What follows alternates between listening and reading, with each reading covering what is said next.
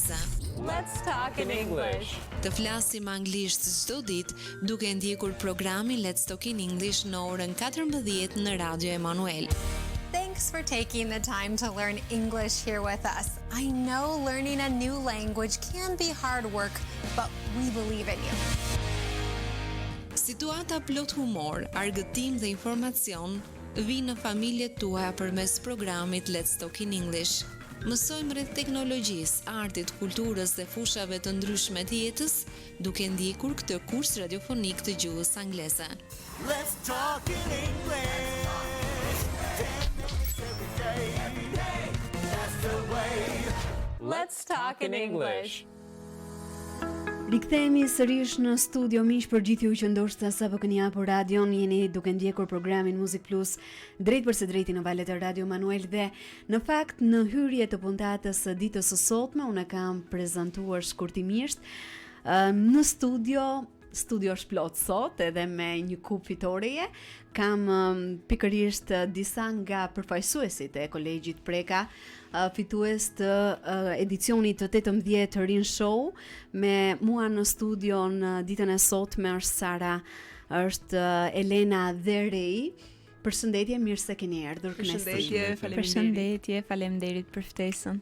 Edhe për mua është një kënaqësi dhe emocion, pse jo, për të prezantuar për gjithë ata që janë duke na ndjekur më tepër nga ky edicion ku ju shpallët edhe fituese dhe për performancën më të veçantë, më të spikatur. Prandaj për gjithë dëgjuesit së pari mund të prezantoheni më tepër, t'ju njohin ndoshta pak më shumë për atë që ju keni talent, pasion, por edhe për pjesëmarrjen tuaj në këtë edicion të Rin Show. Përshëndetje, po nisun si fillim. Po, patjetër. Unë jam Sara Kordalli, nxënëse në Kolegjin Preka, por jo vetëm, këtë vit pikërisht me zgjedhjen e nxënësve të shkollës. Jam votuar edhe si presidente e shkollës. Në këtë edicion të Rin Show kam qenë pjesëmarrëse në sfilat, vetëm në sfilat këtë vit. Dhe isha jo vetëm si modele, por edhe si organizatore bashkë me dy miq të tjerë të mit, Leon dhe Jonelin. Më vjen mirë. Përshëndetje, unë quhem Elena Zheku, jam nxënëse maturante e Kolegjit Preka. Këtë vit në edicionin e Rin Show kam qenë pjesëmarrëse dhe organizatore në disiplinën e kërcimit, gjithashtu kam qenë dhe aktore dhe gjithashtu në sfilat. Përshëndetje, unë jam Rejne Biom, jam nxënës i vitit të dytë te Kolegji Preka dhe kam marrë pjesë në disiplinat e aktrimit, kërcimit dhe të sfilatës. Më bëri përshtypje sepse Sara përmendi pak më parë që këtë vit, besoj që keni qenë pjesëmarrës, nuk e di, Elena Re apo edhe ti Sara vitet e kaluara? Po. Unë kam qenë të treja vitet e gjimnazit që në vitin e parë, e kam nisur me aktrimin si fillim, pastaj vitin e dytë aktrim dhe sfilat, duke e mbyllur këtë vit me sfilatën. Edhe me sukses në vitin patjetër. Po, unë kam qenë pjesëmarrëse të gjitha vitet e Rin Show, pra që nga viti i parë deri këtë vit në matur, dhe gjithmonë kam qenë pjesëmarrëse në të treja disiplinat që përmenda, në kërcim që ka qenë fokusi im kryesor sepse baleti dhe kërcimi kanë qenë pasioni im që në moshën 4 vjeç, dhe besoj se këtë vit e përmbyllëm me shumë sukses. Patjetër. Siç e thash dhe më parë, unë jam nxënës i vitit të dytë, prandaj nuk kam marrë pjesë akoma për Rin Show në vitit të ardhshëm, po kam marrë pjesë vitin e kaluar dhe këtë vit dhe patjetër me siguri edhe në shumë tjetër do marr pjesë. Ju që jeni këtu, por jam e sigurt edhe gjithë pjesa tjetër e ekipit edhe grupit tuaj. Momenti fitores është patjetër gjithmonë i veçantë, është magjik me shumë emocione. Si e përjetuat ju atë çast kur u shpallët fitues? Unë faktikisht nuk kam mundur të jem pjesë e natës finale të ndarjes së çmimeve, sepse kisha disa angazhime familjare, po e kam ndjekur gjatë gjithë kohës nëpërmjet mesazheve që më çonin pjesa tjetër e grupit, edhe me thënë të drejtën nuk është se e prisnim fitoren. Edhe kur ka ardhur ai mesazhi, domethënë fituam kupën e madhe, ishte vërtet moment shumë emocionues. Për mua që nuk isha prezente, mendo pastaj për pjesën tjetër. Në fakt, unë isha e para që kam dalë me vrap për ta marrë kupën nga mbrapa skena për në skenë. Dhe në momentin kur dëgjuam fituesit i edicionit të Rin Show është Kolegji Preka, un kam dalë me vrap, e kam rëmbyr kupën. E prisje domethënë, ishte gati aty. Po, në atë moment edhe u zbulua pak, duke qenë se u shpall trupa e baletit më të mirë Rashi Qirinxhi, më pas u shpall trupa më e mirë e aktrimit Themistokli Gërmenji dhe ishim pak a shumë 3 shkolla që fliteshim kok me kok me njëra tjetrën dhe aty pak a shumë u bë spoil që kupa do të ishte jona, po, sepse ishte pak e fortë konkurenca këtë vit në fakt. Dhe më pas u bashkuam të gjithë me grupin dhe festuam, gëzuam, thirrëm broritën pafund. Edhe ishte vërtet një moment nga këto 3 vite të gjimnazit që nuk kam për ta haruar kur. Unë kam dalë në skenë direkt pas Elenës, pasi ajo ka marrë kupën dhe ishte një moment shumë i bukur, pasi u ndezën dhe ato si fishek zjarre që ndodheshin atje, ishte një atmosferë shumë e bukur, të gjithë që brorisnin për shfaqjen që fituan, por edhe ndihesh ai emocioni i përbashkët që kishin të gjithë me njëri tjetrin për këtë fitore dhe gjithë ai gëzim. Patjetër është shpërblimi i punës, mundit edhe gjithë energjisë që ju edhe gjithë ekipi keni realizuar për gjatë atyre ditëve. Çfarë do të thotë kjo fitore për ju personalisht, por edhe për gjithë grupin? Është shumë në fakt, jo vetëm për faktin se të paktën unë kur kam hyrë në vitin e parë në kolegjin Preka, shfaqja jon ka marrë çmimin shfaqja më e mirë. Edhe përsëri tani që po dal nga kolegji Preka, marrim po të njëjtin çmim. Është si një, domethënë, rrugtim që na ka ndjekur edhe ne jemi rritur bashkë me të, po është edhe shumë se sa aq, se është shpërblimi i mundit të gjitha atyre ditëve, punë, lodhje, jo vetëm për shfaqjen, po edhe shkolla nga ana tjetër, sepse nuk është e lehtë të themi të drejtën. Jo vetëm për mua personalisht, po edhe si grup të gjithë, ishte domethënë shpërblimi i gjithë asaj pune të palodhur.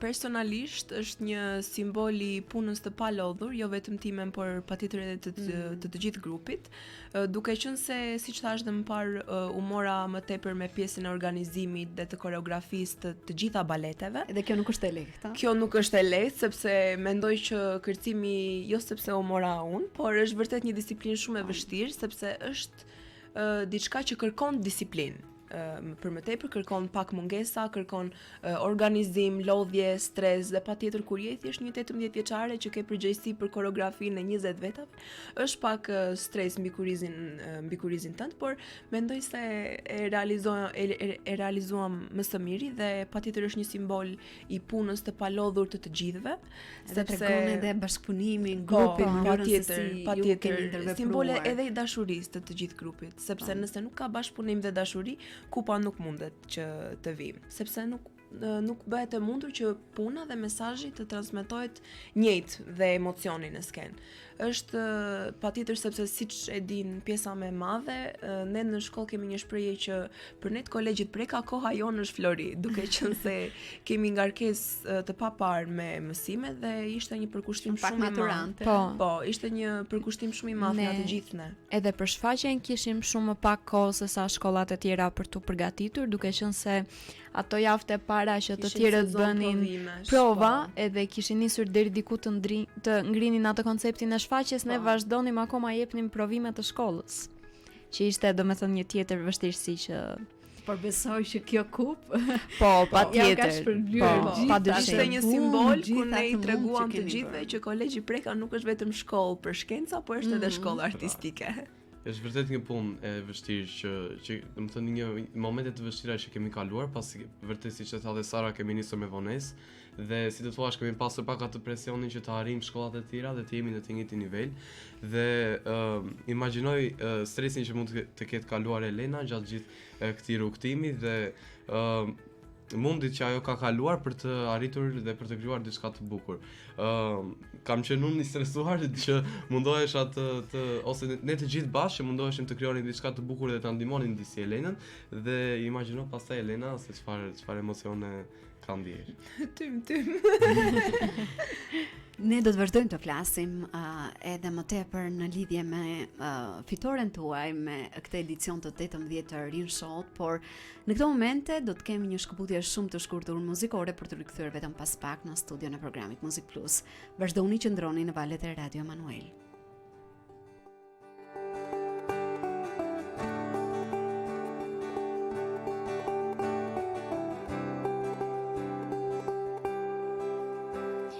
Ja ku jam ullur në gjuhë Zot pra gjithçka dorëzoj,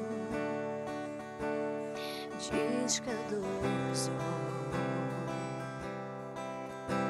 Këtu më gjen ndërsa ti pran më vjen të shpruar për ty,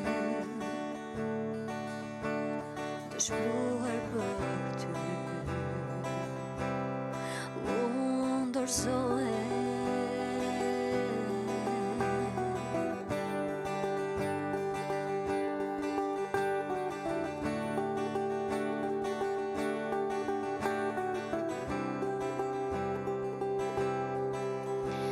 Në shpirtin tim derdhu me hir më shir, kam etje uri,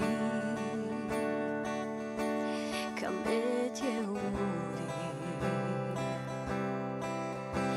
Me krah të shtrir, lutjen më dëgjon ti, më fol tani Zot, më fol tani Zot. Unë dorëzohem, dorëzohem. Dua të njoh më shumë, dua të njoh më shumë. Unë dorëzohem, dorëzohem. Dua të njoh më shumë, dua të njoh më shumë. Si një here fort, Jezus fryte kun, Zoti vepro, Zoti vepro tek unë. Si stuhi e fort, shpirtin tim lëviz, Zoti vepro, Zoti vepro tek unë. Si një here fort, Jezus fryte kun, Zoti vepro, Zoti vepro tek unë. Si stuhi e fort, shpirtin tim lëviz, Zoti vepro, Zoti vepro tek unë. Unë dorëzohem, dorëzohem. Dua të njoh më shumë, dua të njoh më shumë. Unë dorëzohem.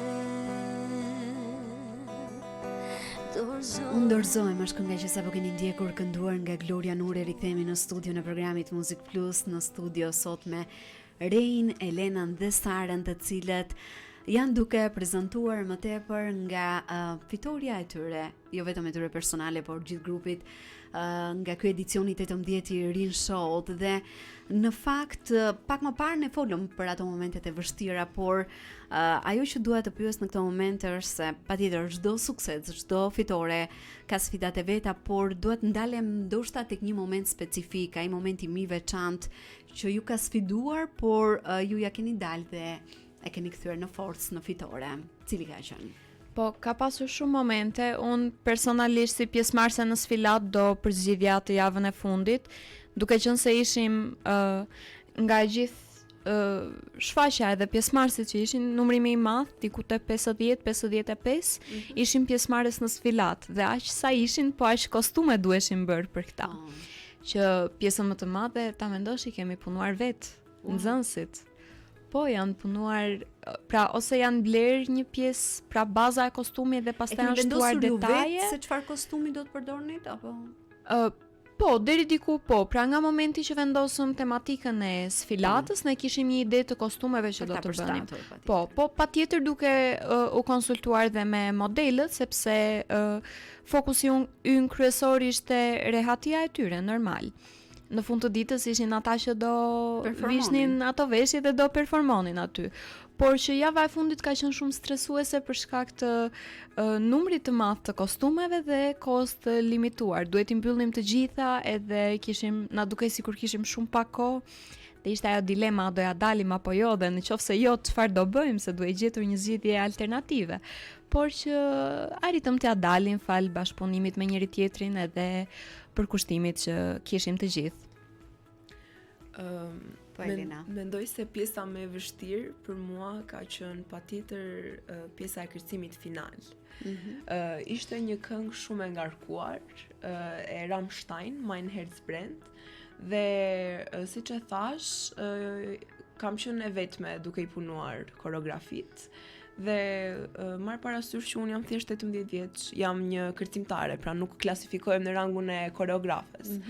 Kishte ato vështirësitë e veta, kur punon me amator, duhet t'ja u shpjegosh lëvizjet disa herë, derisa të kapin ritmin e muzikës, edhe mund të them se gati një javë pak para shfaqjes kërcimi nuk ka qenë asgjë kundi dhe kisha një stres të papar, dhe në fakt kur kemi qenë gati për të dalë në skenë në fund të shfaqjes, kemi qenë brapa kuintave, kam qenë nuk shihja nga syt dhe nuk dëgjoja nga veshët. Nuk dija çfarë të bëja, të gjithë më flisnin, jo po më humbi maska, nuk po gjej këtë, po ku e kam vendin. Si ata fëmijët e vegjël që si kam lëvizjet dhe unë thash, okay, unë zgjedh tani që nuk ju njoh, nuk ekzistoni, jam vetë tani këtu. Por kur e kemi bërë në skenë, thash po, ishte diçka që u arrit. Edhe stresi I vazhdueshëm që nuk I gjeja dot lëvizjet, vinim në prova, nuk krijoja dot, sepse artistët ndonjëherë kanë këtë gjë që krijon dhe pastaj truri kalon. Duhet një moment, kalon se në nuk burnout. mund të themi tani unë do krijoj edhe truri kalon në burnout. Arrin krijon dhe pastaj truri kalon në burnout, digjesh. Nuk mundesh, më të duhet një moment qetësie të thuash, po, çfarë do bëja? Do bëj këtë. Ta mendoj, ta krijoj vetë dhe pastaj ta zbatoj. Por në shfaqje ishte një kërcim komplet dimension tjetër dhe I ka kaluar pritshmëritë e mia me 1,000,000%. Dhe jam shumë krenare për të gjitha vajzat që dhanë maksimumin e tyre, edhe pse disa e kishin herën e parë në skenë dhe herën e parë që kërcej. Kjo nuk është e lehtë. Nuk është e lehtë. Kishte edhe goxha pesh në fakt si kërcim, sepse përcillte një mesazh shumë të fortë. Edhe besoj përcjellja e mesazhit kishte atë rëndësinë dhe vështirësinë e vet në realizim. Ndoshta Elena mund ndaj diçka në lidhje me mesazhin.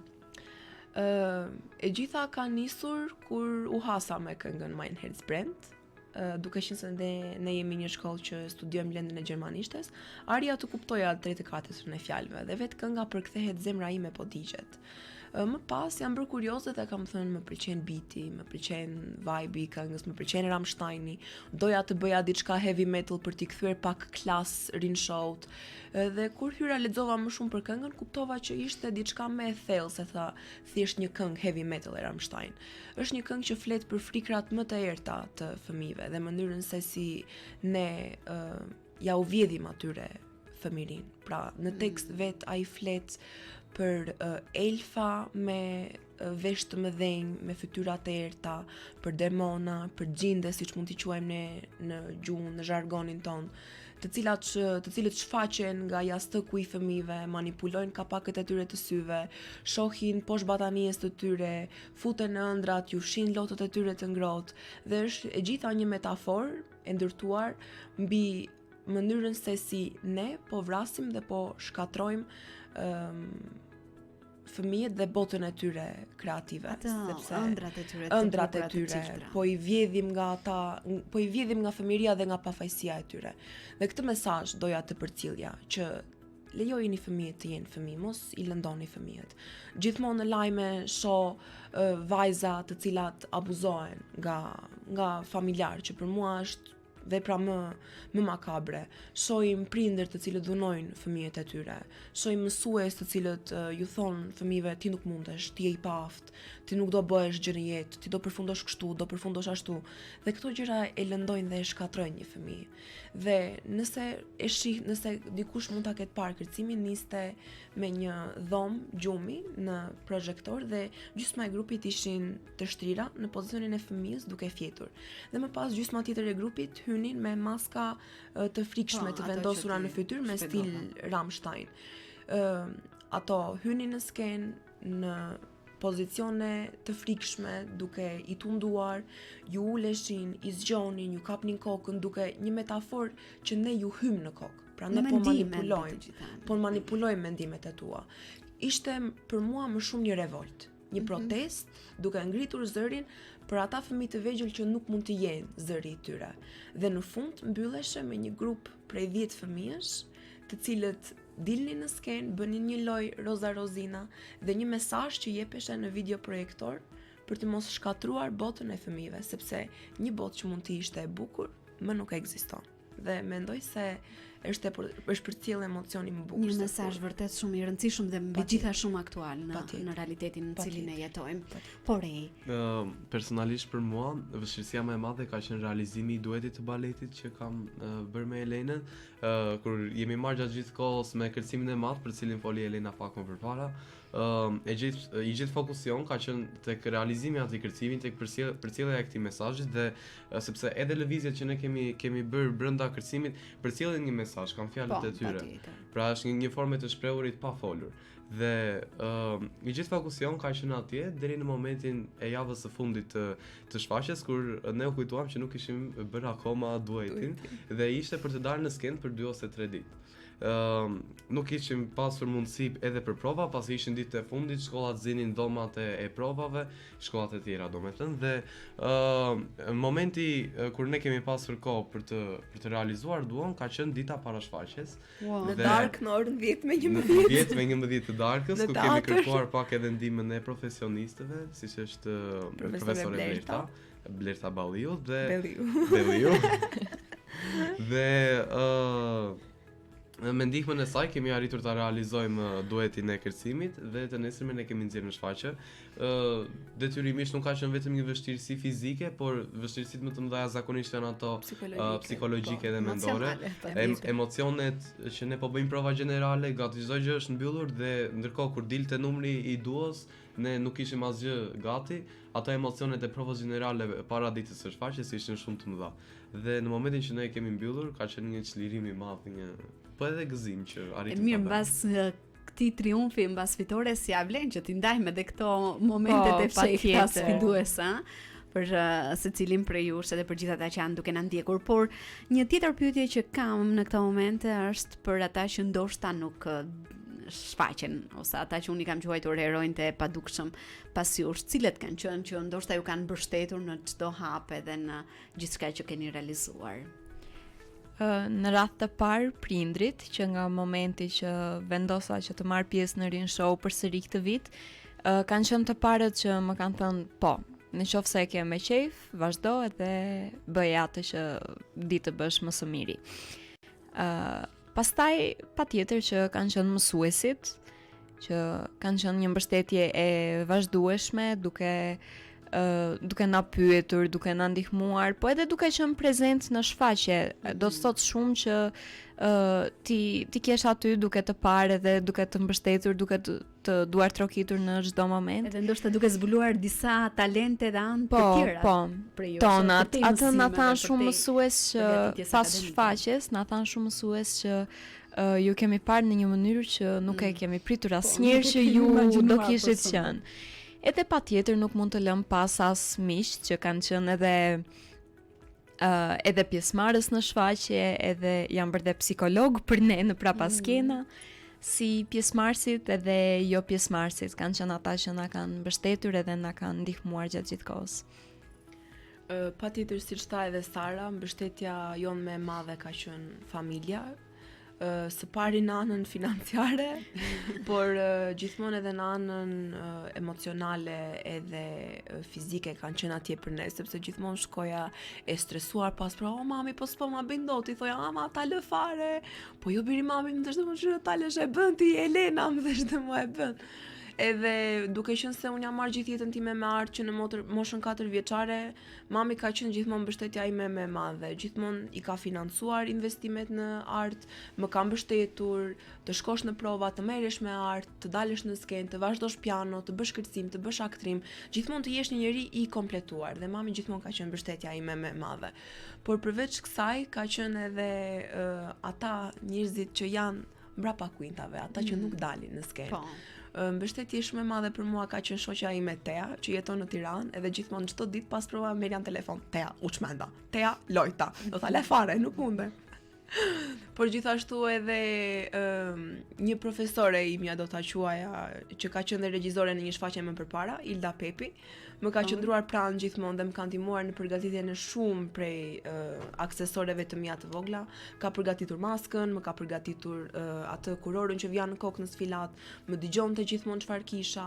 Ishte krah dhe mbështetje për mua gjithmonë, edhe jam shumë falenderuese edhe mirënjohëse, që më ka ndihmuar, më ka dhënë disa copza të saj për të qenë kjo artistja që jam sot, por edhe gjithashtu Rej, që më ka mbështetur gjithmonë dhe më ka ndihmuar pafund.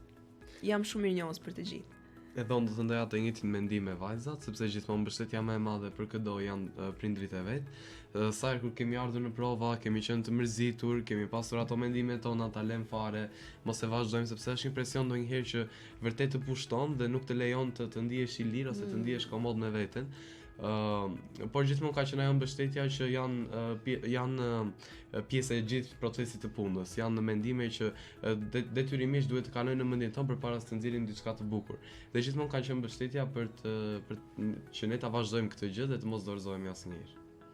Ne do të kemi një tjetër shkëputje muzikore për të rikthyer vetëm pas pak edhe për të ndalur tek disa pyetje të fundit që un kam përgatitur për ju. Jo vetëm për sa i përket Rin Show-t, por ndoshta për ndar edhe një mesazh për gjithë të rinj që janë duke na ndjekur, pse ata duhet vazhdojnë të ndjekin ëndra talentet e tyre, por edhe patjetër shkolla është një pjesë shumë e rëndësishme, sidomos në moshën tuaj. Prandaj për të përcjellë më tepër mesazhe për dëgjuesit tanë, kthehemi vetëm pas pak, mbasi të ndjekim një tjetër hapësirë muzikore.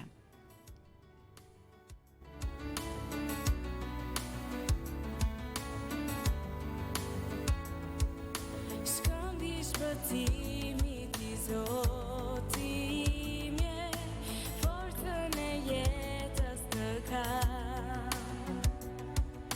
Shpresë dhe frymëzim ti o zotimje, yti gjithmonë unë jam. Shkëmbi shpëtimit i zotimje, forcën e jetës të kam.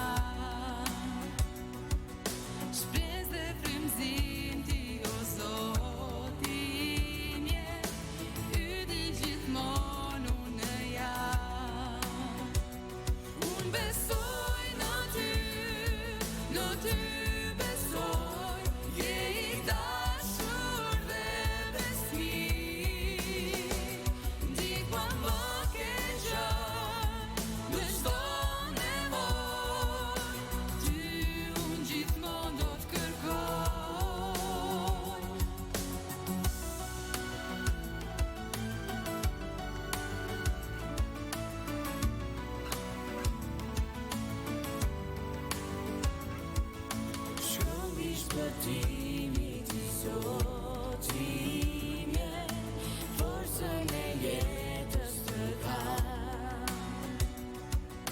Shpresë dhe frymëzim ti o zotimje, yti gjithmonë unë jam. Shkëmbi shpëtimit i zotimje, forcën e jetës të kam. Shpresë dhe frymëzim ti o zotimje, yti gjithmonë unë jam. Unë besoj në ty,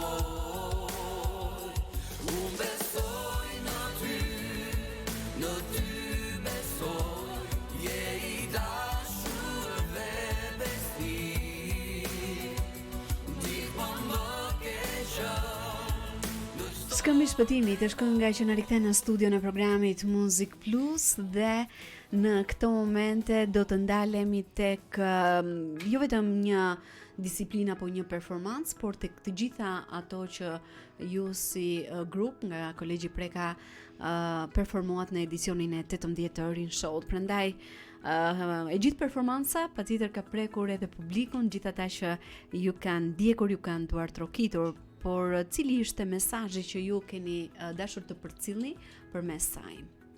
Në fakt ka pasur disa mesazhe, ai kryesori ishte pikërisht mesazhi për të cilin foli Elena pak më parë.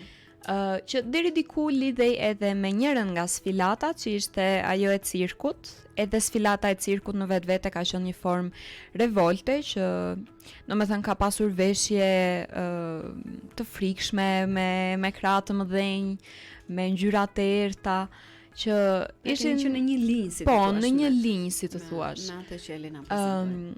Për të treguar atë që ne jemi të rinj, jemi adoleshent, kemi ëndra edhe do i realizojmë ato pavarësisht vështirësive që hasim apo problematikave në botë, atyre që duan të na ndalojnë, pra ne prap do bëjmë atë që duam të bëjmë. Ka qenë vërtet një sfilat intensive, edhe te muzika, edhe lëvizjet, pra kaos, çmenduri. Ndërkohë në kontrast, sfilata tjetër që ishte karnavali përcillte një mesazh pak më ndryshe. Efekti i fluturës quhej, ose the butterfly effect, siç njihet në anglisht, që është ajo që një veprim shumë i vogël i yni mund të ketë një impakt që ne nuk na e merr mendja sa i madh apo i vogël mund të jetë, që është mesazh tërësisht më vete nga pjesa tjetër e shfaqjes, duke na rikujtuar që të tregojmë pak kujdes në ato që themi edhe ato që bëjmë, sepse nuk dihet si merr rrjedha e ngjarjeve nga ky veprim i vogël. Por nga ana tjetër, kjo sfilat ishte organizuar edhe si një lojë shahu, ku përballë njëra tjetrës vendoseshin emocionet pozitive dhe emocionet negative. Dhe në fund si njëra prej dy mbretreshave të shahut ishte personazhi që përfaqësonte drejtësinë, që edhe triumfonte në fund, duke treguar se në luftën në thonjza të jetës, ku e mira dhe e keqja nuk mund të jenë të ndara, ato ekzistojnë të dyja të ndërlidhura me njëra tjetrën, është e mira ajo që gjithmonë në fund duhet dhe do të triumfojë.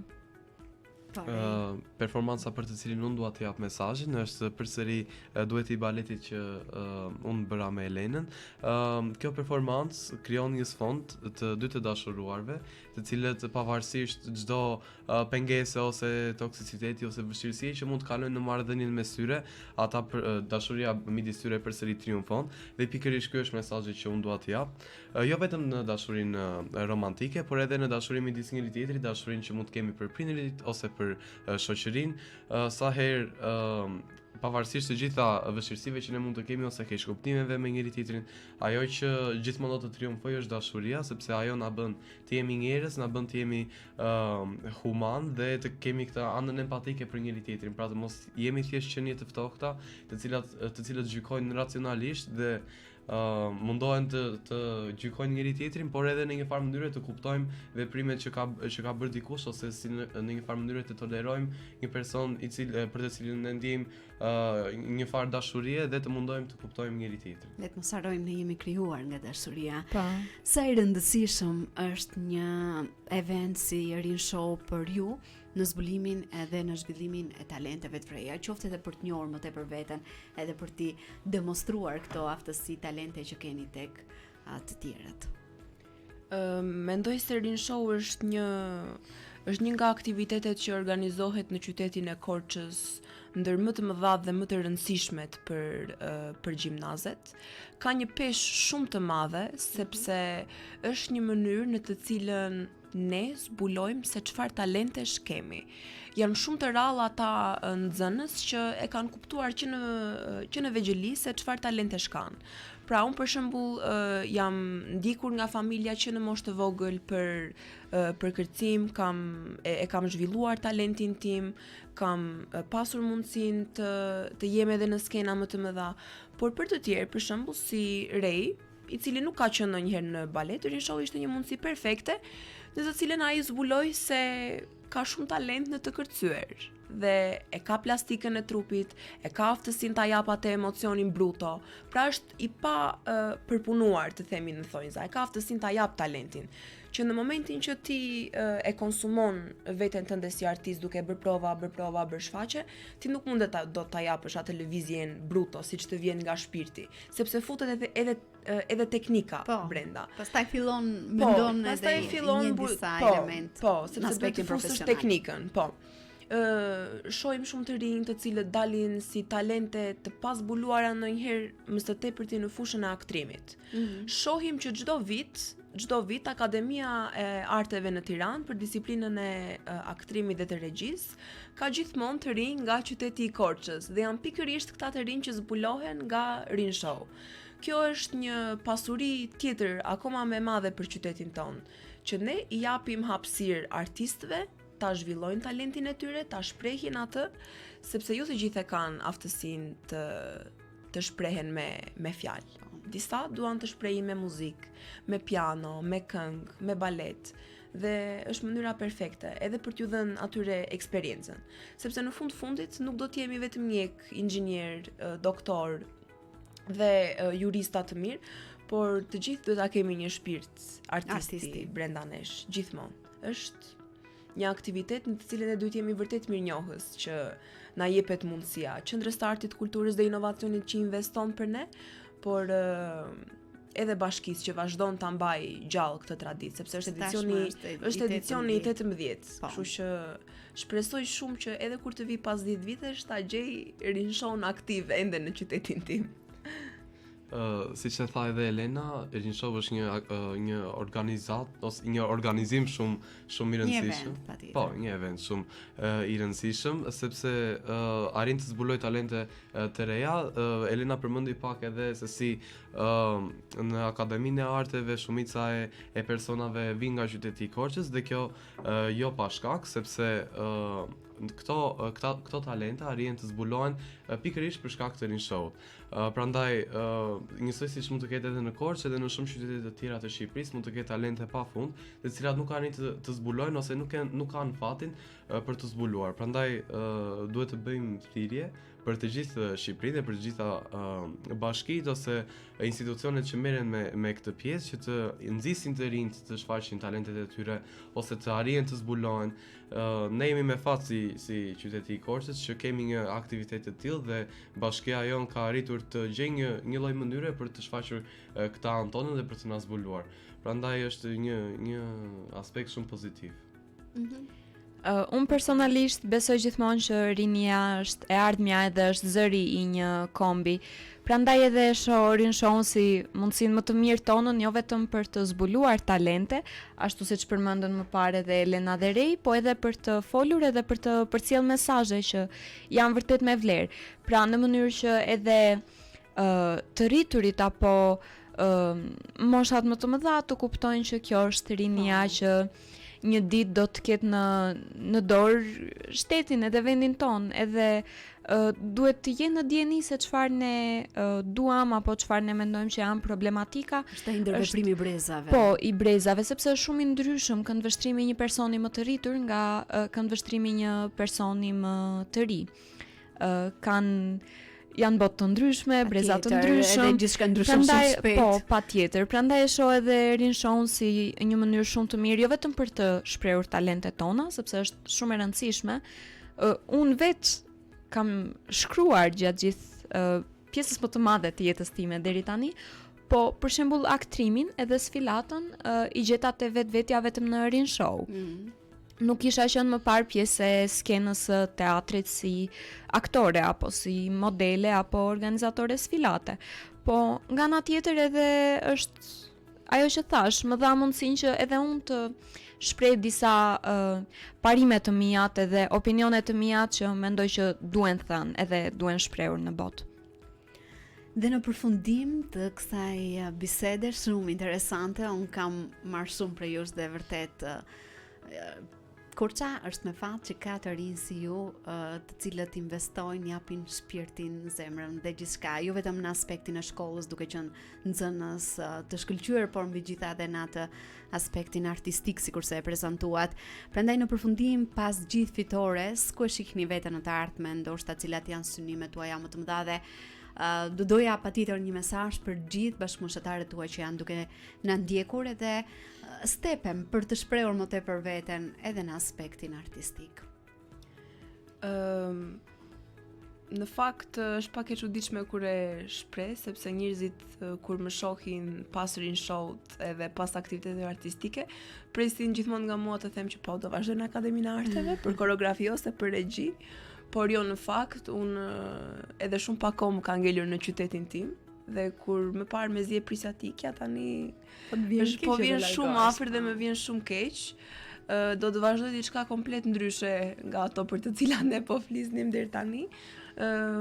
Për gati 3 muaj do të jem studente në Holland, në qytetin e Eindhoven, në një universitet të shkencave të aplikuara për të ndjekur ëndrrën time për të bërë një inxhiniere automotive, pra për makinat. Është pak kontrast i madh, por gjithmonë mendoj se arti për mua do të jetë një pasion, edhe jo një karrierë. Sepse dua ta mbaj atë botën time artistike brenda vetes. Në momentin që ti vazhdon jetën tënde në art, mendoj se konsumohesh dhe siç thash ikën ajo emocioni bruto dhe mendimet e tua bruto që ke, futet më shumë teknika dhe ana profesionale. Shpresoj shumë që kur të rikthehem përsëri në Korçë të kem mundësinë të bëj aktivitete të tjera, por deri për tani ka qenë për mua arti një pasion. Dhe do doja t'i thoja të gjithë të rinjve, në fakt është një tekst nga një këngë e Pink, Try. Atje ku ka dëshirë, gjithmonë do të ketë një zjarr, por kur ka zjarr, gjithmonë mund të digjesh. Por vetëm sepse digjesh nuk do të thotë që nuk duhet të provosh më. Gjithmonë duhet të çohesh, të provosh dhe të provosh. Unë të uroj shumë suksese. Shumë faleminderit. Gjithçka që ti dëshiron të realizosh në të ardhmen. Shumë faleminderit. Për mua rin show zbuloi disa nga talentet e mia, siç e tham dhe më përpara, por nuk mendoj se këto talente do jenë synimi im primar që do të kem në jetën time, edhe pse janë një pjesë shumë e rëndësishme e shpirtit tim dhe unë kam arritur të kuptoj shumë pjesë të vetes sime.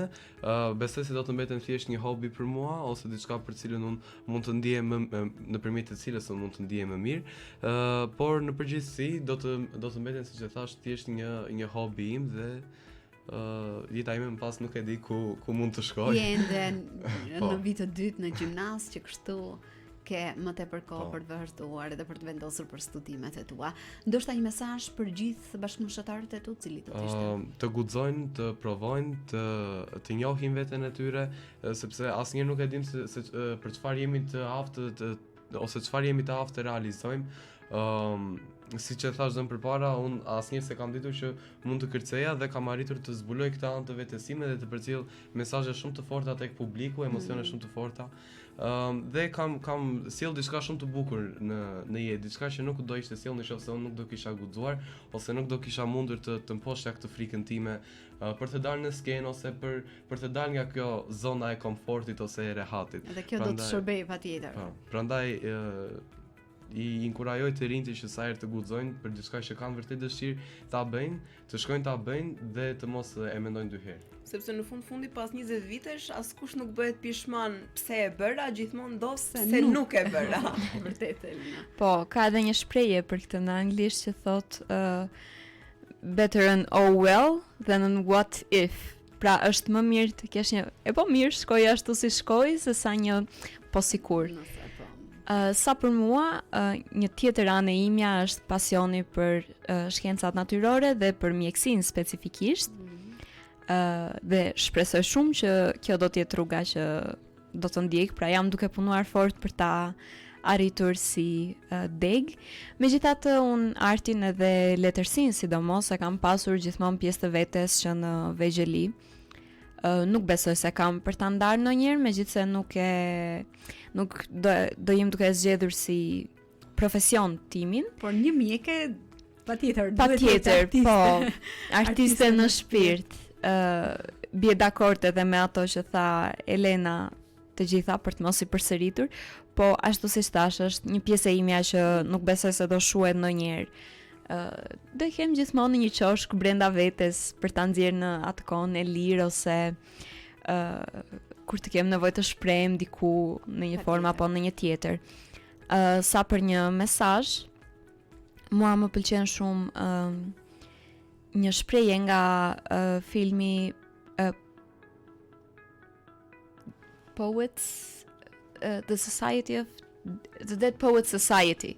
Nëse nuk gabojmë, që thot pra flet për profesione si mjekësia, inxhinieria, drejtësia, dhe thot i cilëson si profesione fisnike, dhe më pas personazhi thot që arti, letërsia, dashuria janë ato për të cilat ne jetojmë. Pra vërtet duhet i kushtojmë dhe atyra të rëndësinë dhe fokusin e vet, dhe siç thanë dhe Elena Merein, të guxojmë, sepse është hapi i parë është gjithmonë më i vështirë edhe më i rëndësishmi.